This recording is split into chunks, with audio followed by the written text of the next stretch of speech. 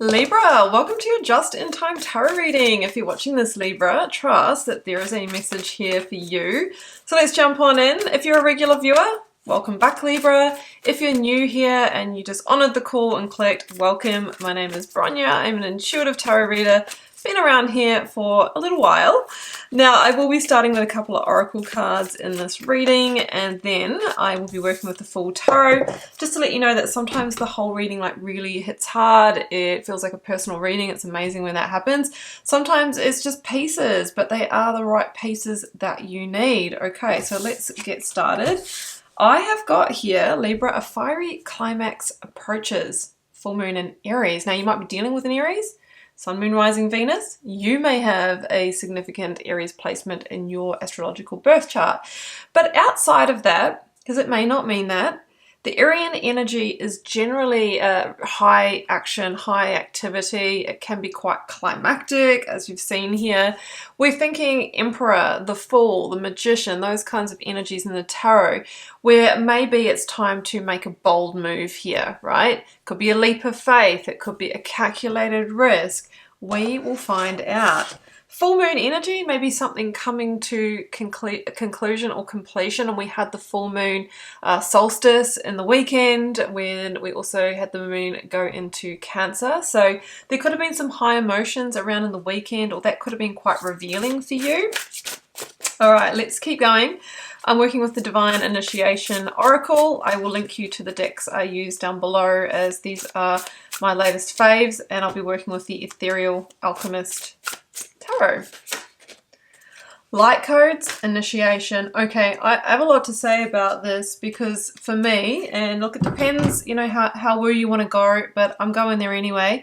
Light code initiation is basically, you know, it's spiritual awakening. If you're not so much into woo concepts, frame this as self-development, like you are growing within yourself, you're going to a next level. And what happens when we do sort of elevate and we awaken and we grow and evolve is that we can notice that situations in our lives don't fit anymore, right?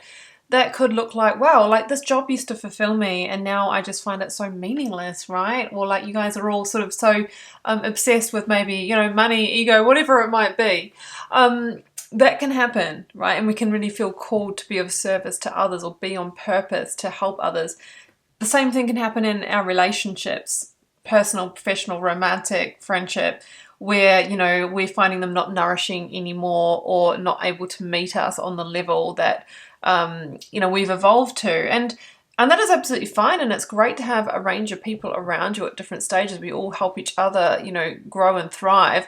But if it is a very close relationship, then, you know, you could be, let's say, holding yourself back in some way by staying in it. Okay, so maybe you have had a bit of a frequency upgrade, and the solstice, you know, the veil was thin, right, between the earth plane and the spiritual plane. So there could have been a big shift for you in the weekend. Let's keep going. Okay, Ethereal Alchemist Tarot. And I've got the Queen of Swords. Well, Libra, this is your minor arcana energy, right? And I feel like you are the one that's gone through this evolution here. You've been sort of climbing the mountain. We see that. And you're at a new peak here. Your energy is justice in the minor arcana here. And for me, justice is like I've arrived at a point where I need to make some big decisions for my life, right? Climactic decisions. Justice level decisions for me are normally around big commitments and contracts. Just saying. Work, career, maybe location, maybe a relationship long term for some of you.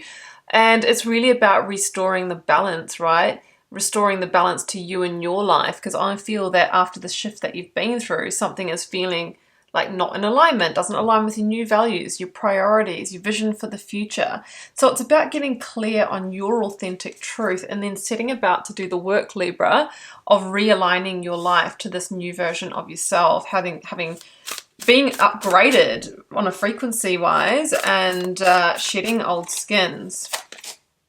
And a Queen of Pentacles.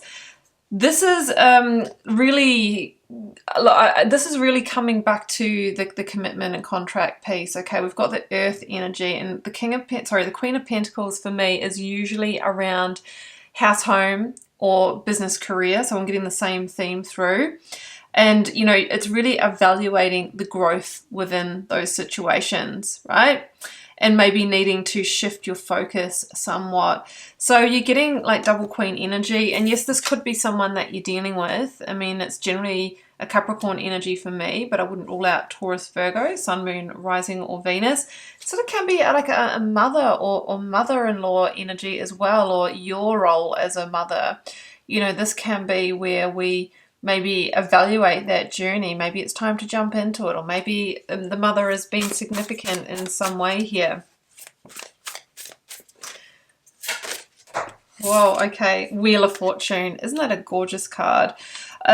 Okay. Huge cyclic shift, right? The Wheel of Fortune is the Jupiter energy that brings expansion, right? Light code initiation, expansion that can be quite fast. So if you know about spiritual awakenings or energetic shifts or personal growth, it can be an overnight thing, right? We can go through a situation that profoundly, you know, touches us. So the Wheel of Fortune is turning in your life, and it usually brings you into your next significant cycle. But of course, through that, generally another one will complete. It is associated with karma, the cycles of our life. It is associated with expansion, new beginnings, and usually good fortune as well.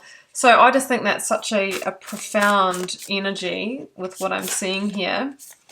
Yeah, 5 of Swords, but you're going to face a decision point. 5s in tarot for me are always the critical turning point, and it's what we decide and choose that determines what number 10 we arrive at, right? We want to get to 10 of Cups, 10 of Pentacles, which are stable, secure, happy, best life energies. We don't want to get to a 10 of Wands or 10 of Swords where we realize in hindsight we might have invested energy in the wrong place and we've ended up, you know, feeling betrayed, deceived, or that we've wasted time, or that we've burnt out. So you have a critical turning point here that really is, the 5 of Swords for me is a, you know, feeling that tension point and knowing when is the right time to walk away, to remove your energy from it. Because you might not have seen this coming, no, because you didn't know that maybe you were going to go through this growth curve. And I just want you to know that that's absolutely okay. It is the meaning of life, in my opinion, to spiritually grow and evolve. And we, you know, incarnate on earth to have this experience, to make it happen. And throughout that whole process, every time that big Wheel of Fortune turns, people's situations, experiences, habits, ways of being will naturally fall away as we create the spaciousness to realign to who and does actually resonate with our new upgraded frequency. So you've got a big change coming. You know, the Wheel of Fortune doesn't normally just come in and all of a sudden life just we wake up in this fantastic reality. It's work, right? And we have to recognize it and we have to move with that energy.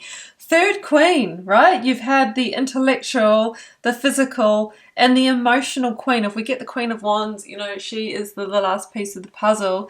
Again, a very sort of nourishing, nurturing, and maternal energy. She brings you the Ace of Cups, an emotional new beginning, and she asks you to operate from a place of heart and make an emotionally intelligent decision in this time of your life. The ego. I think that you are facing a decision around whether to stay in the old temptations, right? This is the Devil in this Oracle deck. Whether to maybe stay in a job that might be paying you a lot but not making you happy, and you're very aware of that. Maybe a relationship that, well, look, I committed to it. You know, I gave my word. I went through with that marriage. But, you know, you have evolved and it's okay to outgrow a situation. This could be outgrowing a version of yourself. Like I said, habits, behaviors, you know, ways of being with the ego. So this is Capricorn energy. It's our second hit of Capricorn energy. And I always say it's time to recognize that dance with the devil and then realign your energy to really what does matter now. So we've got a breaking free and unshackling energy and a fiery climax of that. I'm going to end on this one, 8 of Cups, because for me, that is the walking away energy to find the missing piece, which is the Ace of Cups, which makes the 8, the 9 of Cups, the wish fulfillment, the beautiful success, contentment, and satisfaction. So you've been called to walk away from what doesn't serve you. A climax approaches. You've upgraded. The Wheel of Fortune wants to turn, and it really wants to bring you into your next amazing chapter of life. So it is time to flow with that energy. I'm going to leave it there, Libra. I am wishing you the very best with this. If you'd like to follow up with a personal reading, first link down below will take you to my website. I will be closing personal readings in a couple of days' time for 2 weeks. So if you want one, please do jump in. I'll link you to my Instagram and TikTok, really interactive and with daily content over there. You'll also find my Learn Tarot resources. I have a free quick guide and 2 paid courses that you can check out as well. I am sending you so much love and magic. Do take care. Bye for now.